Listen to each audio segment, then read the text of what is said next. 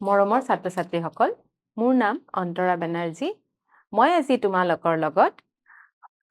দশম শ্ৰেণীৰ অষ্টম অধ্যায় ত্ৰিকোণমিতিৰ পৰিচয়ৰ বিষয়ে অলপ আলোচনা কৰোঁ। ত্ৰিকোণমিতি কি সেইটো কৰাৰ আগতে আমি কিবা এটা কৰি চাওঁ আহাচোন। তোমালোকক প্ৰশ্ন এটা সুধিম, মোক উত্তৰ দিয়া। সাপোজ তুমি কুতুব মিনাৰ চাব গৈছা। কুতুব মিনাৰ জানাই নহয়? এয়া হ'ল কুতুব মিনাৰ, ঠিক আছে? তুমি কুতুব মিনাৰ চাব গৈছা আৰু তুমি কুতুব মিনাৰৰ এইডোখৰ থিয় হৈ আছা। এইডোখৰ থিয় হৈ তুমি কি চাই আছা? কুতুব মিনাৰৰ একদম ওপৰৰ শীৰ্ষখিনি চাই আছা। তাৰমানে কেনেকৈ চাই আছা? এই ধৰণে চাই আছা, ঠিক আছে? এনেকৈ চাই থাকিলে তুমি এই কুতুব মিনাৰৰ পৰা ইমানখিনি দূৰত আছা আৰু একদম ওপৰৰ এইখিনি চাই আছা। এতিয়া মোক কোৱাচোন, প্ৰকৃতকে নুজুখাকে তোমালোকে এই কুতুব মিনাৰৰ হাইট বা উচ্চতা উলিয়াব পাৰিবানে? বা আৰু এটা এক্সাম্পল কওঁ। ধৰি লোৱা তোমাৰ ঘৰ নদী পাৰৰ ওচৰত। এয়া নদী দেই, এইখিনি নদী।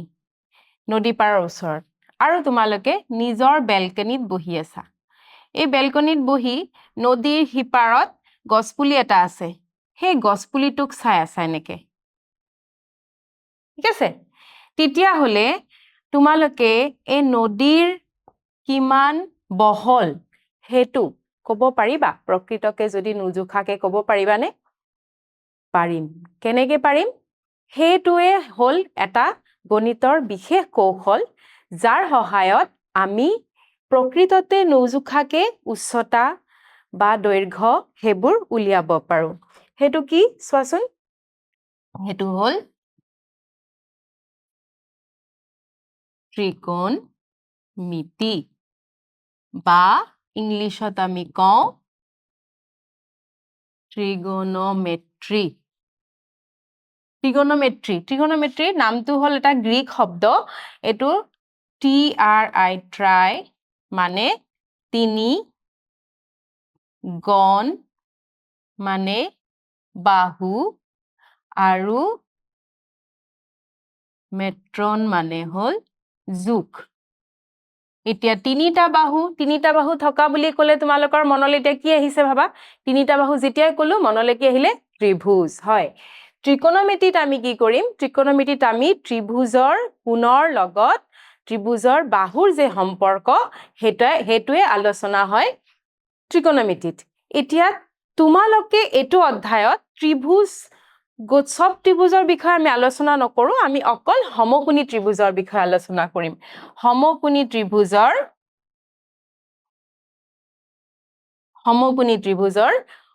সূক্ষ্মকোণ মানে জানা? সমকোণী ত্ৰিভুজৰ এইটো কিমান? 90 ডিগ্ৰী, হয়নে? সমকোণী ত্ৰিভুজৰ এটা কোণ সদায় কি হয়? 90 ডিগ্ৰী হয়। চ' 90 ডিগ্ৰীৰ বাহিৰে যোন দুটা কোণ আছে, এই কোণ দুটা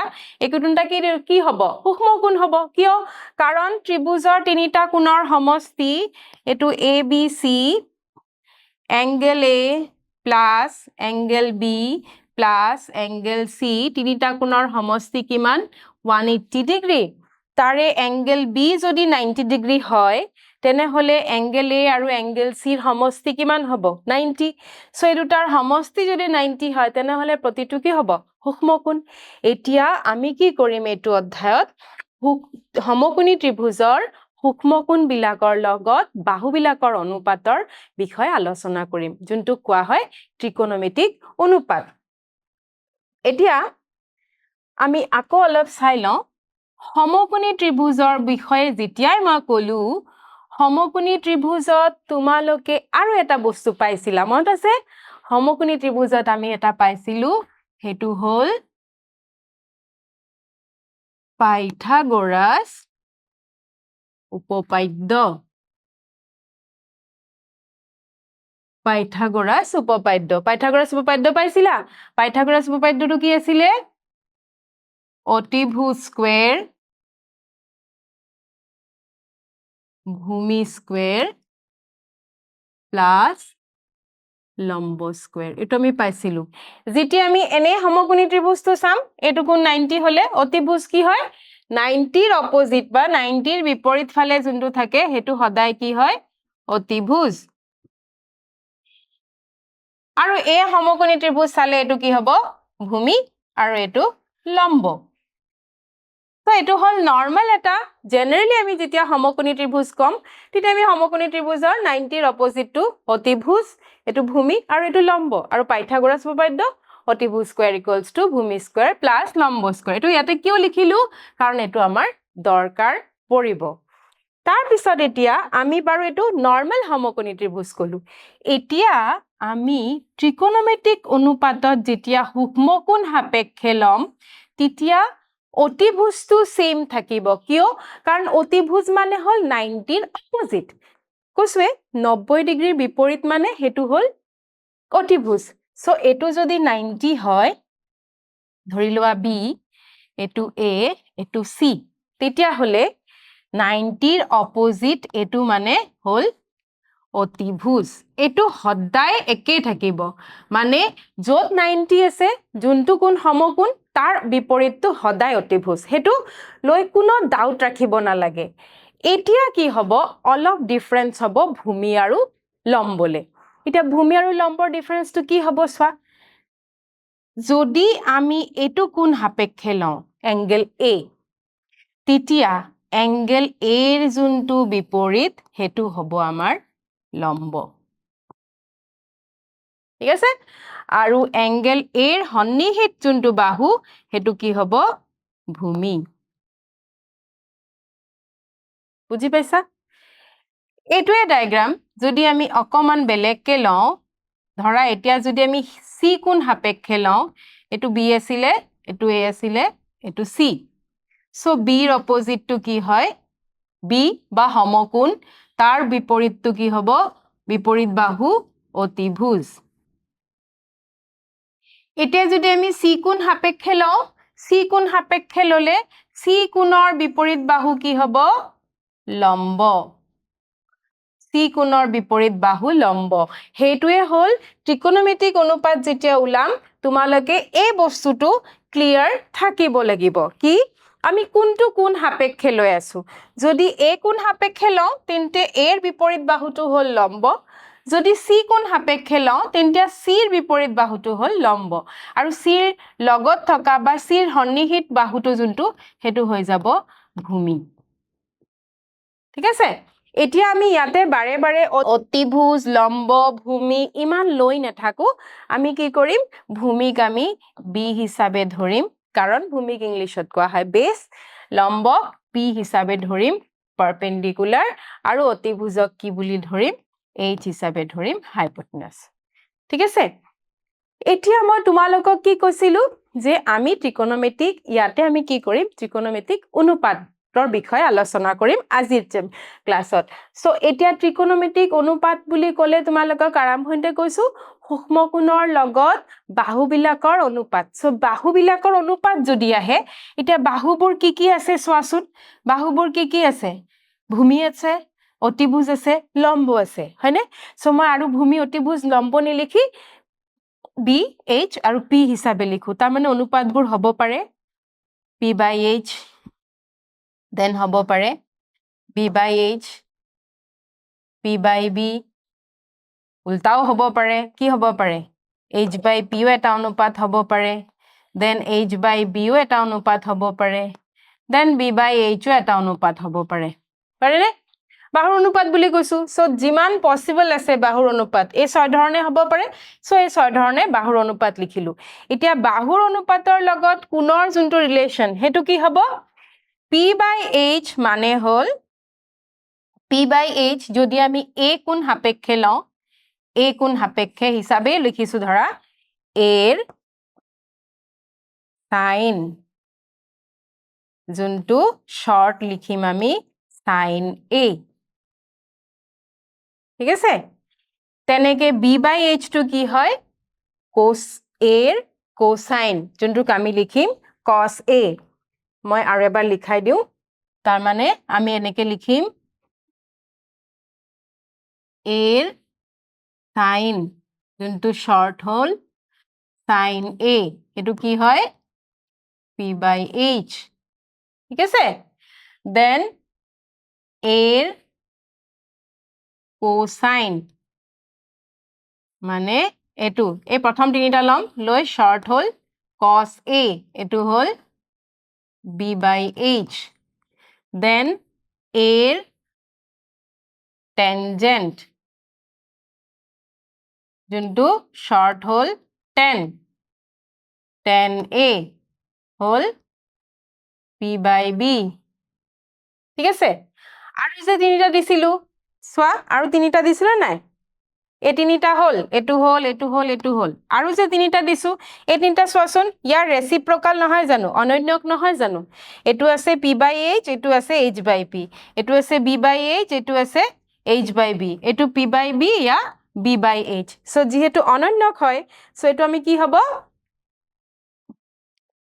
এর কোটেনজেন্ট মানে হল cot a এটো কি হয় cot a হল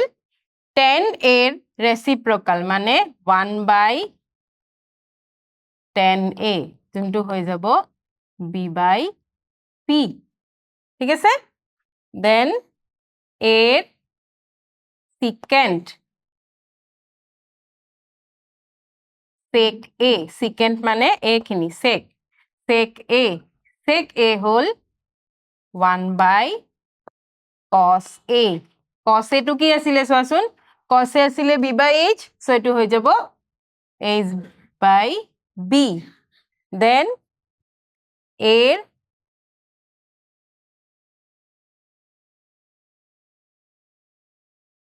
cosecant মানে cosec a hall 1 by sin a যোনটো হৈ গল sin a আছিলে p by h এটো হৈ গল h by p সো আমি এয়া চোৱা সূক্ষ্মকোণ বিলাকৰ লগত কোণৰ অনুপাতখিনি এনেকে এক্সপ্লেইন কৰিব পাৰিম এতিয়া তোমালোকে কবা p by h h by b p by b ইমান কেনেকে মনত ৰাখিম ট্ৰিক্স আছে সবে নিজৰ নিজৰ ট্ৰিক্স বনাই ল'ব পাৰা এতিয়া মই এটা দিও যোনটো হল पंडित बद्री प्रसाद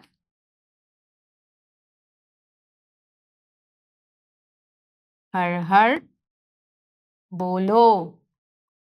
पंडित बद्री प्रसाद हर हर बोलो केनेके हल चोवासुन यार p আৰু ইয়াৰ প্ৰথমটো হল h হয় কি হৈ গল p by h ইয়াৰ প্ৰথমটো হল b বদ্ৰীৰ b Har h b by h আৰু ইয়াৰ প্ৰথমটো p বলৰ প্ৰথমটো b so p by b হল এতিয়া এটো হল sin থিতা থিতাটো কি এতিয়া কবা মেম থিতা কি একো নাই সূক্ষ্মকোণ যিকোনো এটা এইটো বা এইটো হেতুক আমি থিতা বুলি কৈছো থিতা মানে যেনেকে আমি দ্বিঘাত সমীকৰণ বা ৰৈখিক সমীকৰণ কৰতে কি কৰিছিলো x বুলি ধৰিছিলো ইয়াতে কোনটো থিতা বুলি ধৰিম সো এটো হল sin থিতা cos থিতা tan থিতা এতিয়া উল্টা ফালে গলে কি হ'ব b by p হলে কি হ'ব এটো cot থিতা then sec থিতা আৰু cosec থিতা হৈ গল অনুপাতখিনি p by h b by h আৰু p by b এই তিনটাই sin থিতা cos থিতা tan থিতা then cot থিতা sec থিতা cosec থিতা এখিনি মনত ৰখাৰ প্ৰসেসটো তোমালোকৰ নিজৰ তোমালোকে নিজৰ মতে যিকোনো চিন্তা কৰি লোৱা কেনেকে মনত ৰাখিব পাৰা মই এনেকে মনত ৰাখিছো সো এটো হল ঠিক আছে এতিয়া মই তোমালোকক এটা বস্তু হুদু সাপোজ এই ত্ৰিভুজটো বাৰু এটো সাইজ ত্ৰিভুজৰ সাইজটো যদি ডাঙৰ কৰি দিও অলপ ডাঙৰ ত্ৰিভুজ যদি লও তেতিয়া হলে অনুপাতবোৰ সেম থাকিব নে বেলেগ হ'ব চাওচোন কি হয় এতিয়া ধৰা এটো এটা সমকোণী ত্ৰিভুজ ঠিক আছে এটো হল b a c এই কোণটো সমকোণ এতিয়া আমি ইয়াৰ ওপৰত আৰু এটা পইণ্ট লৈ ললো p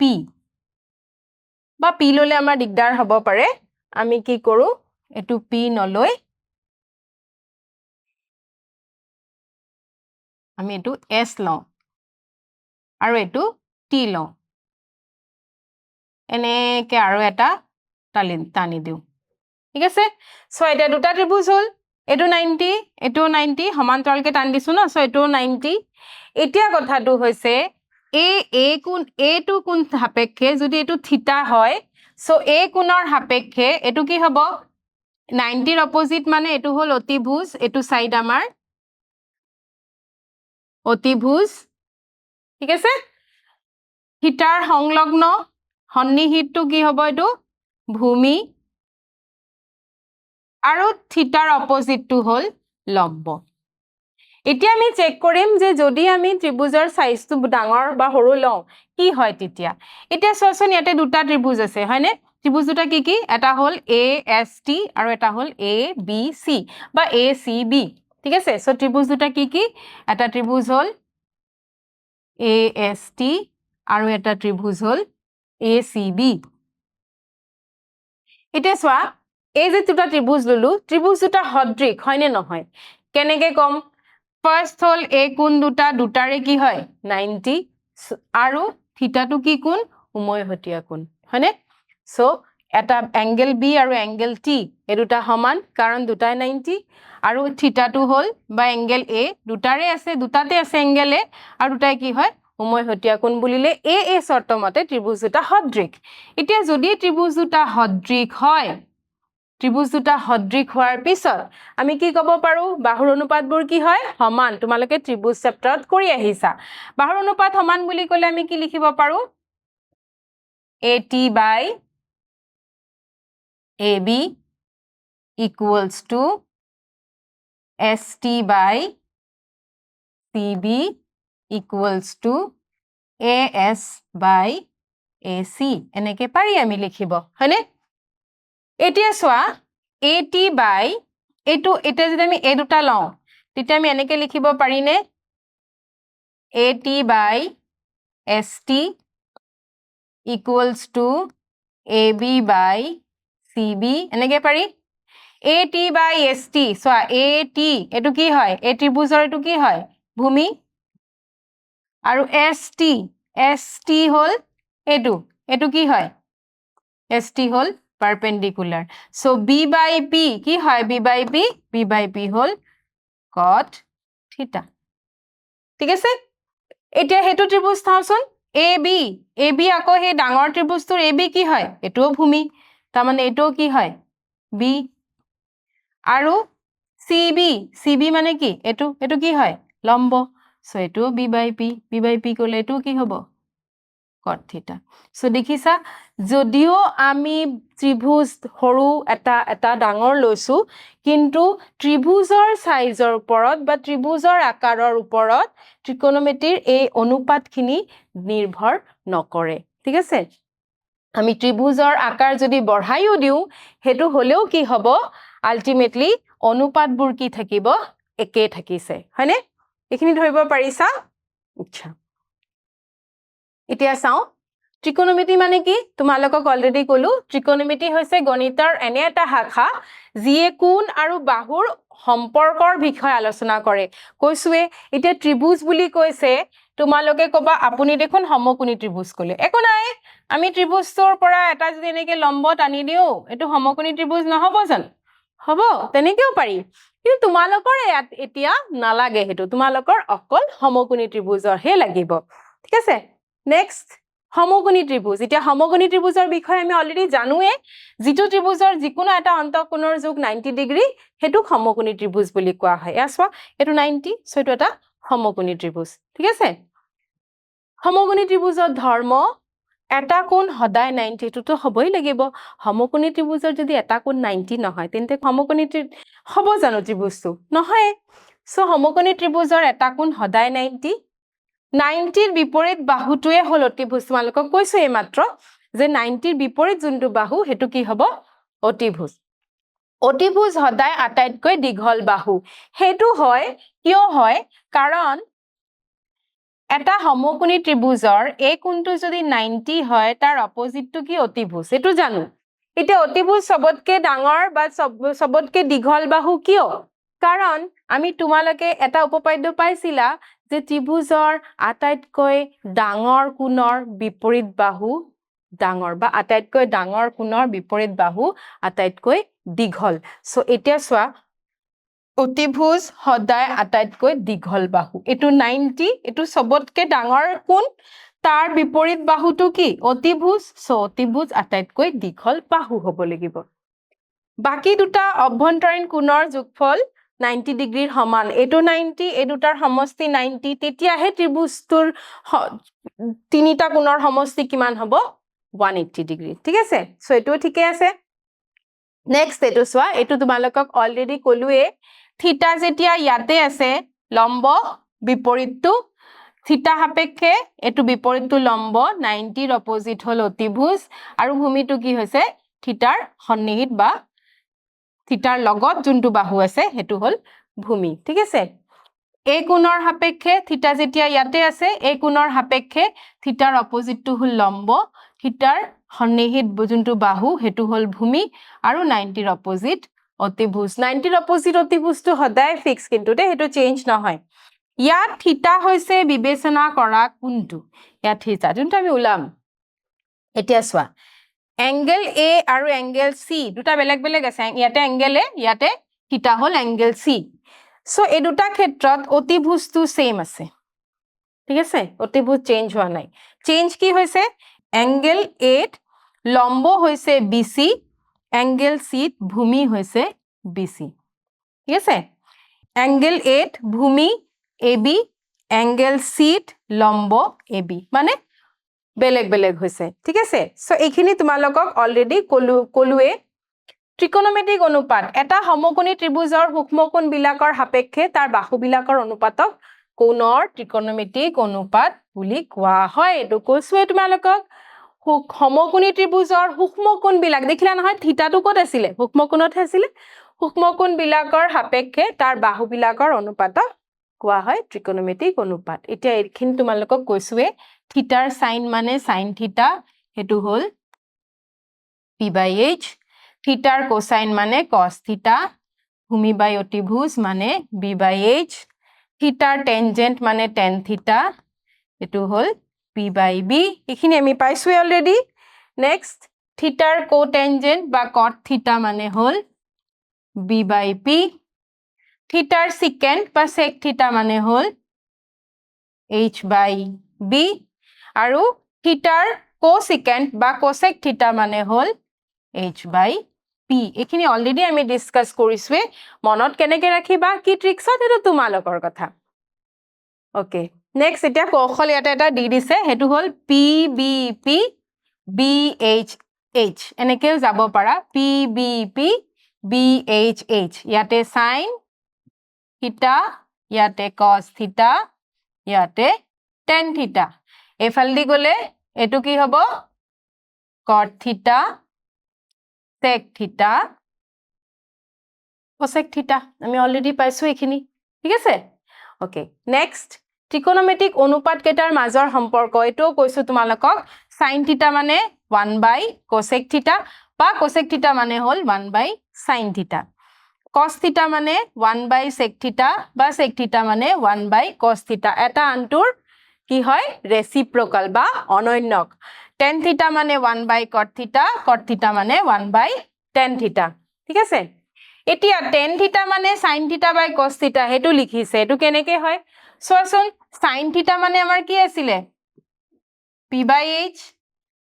আৰু cos থিটা মানে কি আছিল b/h এই দুটাৰ পৰা h ক্যান্সেল হলে থাকিব কি p/b মানে কি tan থিটা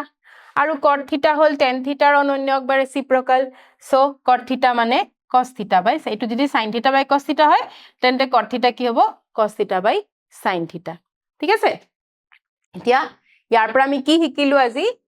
কোন এটাৰ ত্ৰিকোণমিতিক অনুপাতৰ মান ত্ৰিভুজৰ বাহুৰ দৈৰ্ঘ্যৰ লগত ভিন্ন নহয় যদি হে কোনটো একে থাকে এটো তোমালোকে দেখিছা ত্ৰিভুজ দুটা ড্ৰ কৰি দেখালো নহয় বাহুৰ দৈৰ্ঘ্যটো বেলেগ হল কিন্তু হলেও কি হ'ব যেহেতু থিটাটো সেম আছিলে হেতু কাৰণে আমাৰ ত্ৰিভুজৰ ত্ৰিকোণমিতিক অনুপাতটো চেঞ্জ হোৱা নাই কোণৰ ত্ৰিকোণমিতিক অনুপাতৰ প্ৰতিটোৰ মান ত্ৰিভুজটোৰ আকাৰৰ ওপৰত নিৰ্ভৰ নকৰে, ই কেৱল কোণৰ ওপৰত নিৰ্ভৰ কৰে। হয়, আকাৰৰ ওপৰত নিৰ্ভৰ কৰিলে দেখোন মই এটা সৰু ত্ৰিভুজ এটা ডাঙৰ ত্ৰিভুজ লৈছিলো, দুটা ত্ৰিভুজৰ বাহুৰ দৈৰ্ঘ্যও বেলেগ বেলেগ আছিলে, হলেও কি হৈছিলে আমাৰ ত্ৰিভুজৰ ত্ৰিকোণমিতিক অনুপাতটো চেঞ্জ হোৱা নাছিলে, কোণৰ অনুপাত কেইটা চেঞ্জ হোৱা নাছিলে। কিয়? কাৰণ কোণৰ ভ্যালুটো আমি চেঞ্জ কৰা নাছিলো। প্ৰতিটো ত্ৰিকোণমিতিক অনুপাত এটা বাস্তৱ সংখ্যা আৰু ইয়াৰ কোনো একক নাই। একক অবভিয়াসলি নাথাকে, কাৰণ আমি জানো যে যিকোনো অনুপাতৰ কোনো একক নাথাকে। নেক্সট আমি অলপ মূল্যায়ন কৰো, মানে তোমালোকে চাও ইয়াৰ পৰা কি পাৰা। এবিচিৰ থিটা কোণ সমকোণ আৰু এবি 20 এনেকে মুখেৰে কৰাতকে বেটাৰ তোমালোকে ড্ৰ কৰি লোৱা। বি কোণ সমকোণ বুলি কৈছে, সো বি ইয়াতে দি দিয়া, বাকি দুটা এ আৰু সি বহাই দিলে হল। ঠিক আছে, tan c ওলাব দিছে আৰু দিয়া কি আছে, এ বি দিয়া আছে 24 সেন্টিমিটাৰ আৰু বি সি দিয়া আছে 7 সেন্টিমিটাৰ। tan c মানে এটু কোণ সাপেক্ষে পি কি হব, এয়া হল পি আৰু বি হল এটু। ঠিক আছে, tan থিটাৰ ৰেশিওটো কি আছিলে, পি বাই বি। এতিয়া চোৱাচোন পি বাই বি মানে 24/7, এইটো হয়নে, পাৰিছানে? নেক্সট, sin থিটা ইকুৱেলছ টু 3/5 cos থিটা 4/5, তেন্তে tan থিটা আমি এইটো পাইছো, tan থিটা ইকুৱেলছ টু sin থিটা বাই cos থিটা। sin থিটা মানে 3/5, cos থিটা হল 4/5, so 5 কেনসেল গলে কি হব 3/4, আছে নে? আছে, 3/4। ঠিক আছে, নেক্সট, কোণৰ প্ৰতিটো ত্ৰিকোণমিতিক অনুপাতৰ মান ত্ৰিভুজৰ আকাৰৰ ওপৰত নিৰ্ভৰ কৰে আৰু কোণৰ ওপৰত নিৰ্ভৰ নকৰে। এইটো তোমালোকে কোৱা, সঁচা নে মিছা? ঠিকে ধৰিছা, সেইটো মিছা, কাৰণ কোণৰ ওপৰতহে নিৰ্ভৰ কৰে, ত্ৰিভুজৰ আকাৰৰ ওপৰত নিৰ্ভৰ নকৰে, আমি ইতিমধ্যে প্ৰমাণ কৰিছো। ঠিক আছে,